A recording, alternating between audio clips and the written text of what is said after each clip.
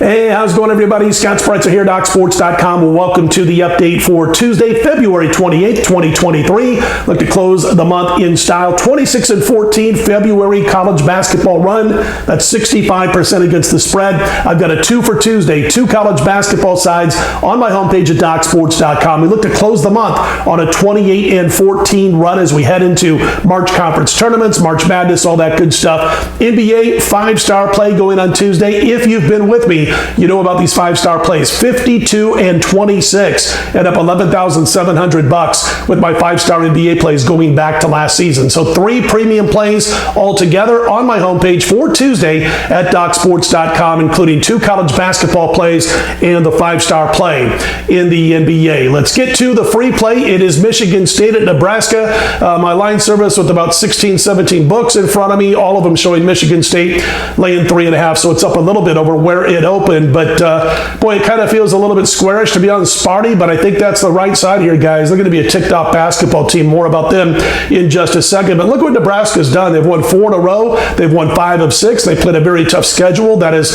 strengthened this team throughout the course of the season, but they've been catching teams at the right time for the most part. Some of these teams, they beat Michigan State, they beat Wisconsin in overtime, they beat Maryland in overtime, and caught Rutgers at the right time, all that stuff, caught Maryland at the right time. Last game, Nebraska hosts a bad Minnesota team, and although the final score says 11-point margin, it was much closer than that over the final couple of minutes of game. But I've been watching their second halves of late.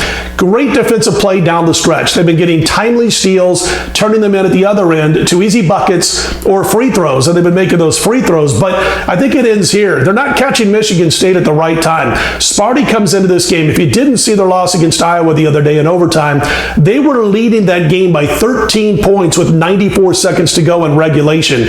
They were still leading by 11 points with 55 seconds to go in regulation, and they ended up watching Iowa tie the game up, sending it to OT, where they eventually lost.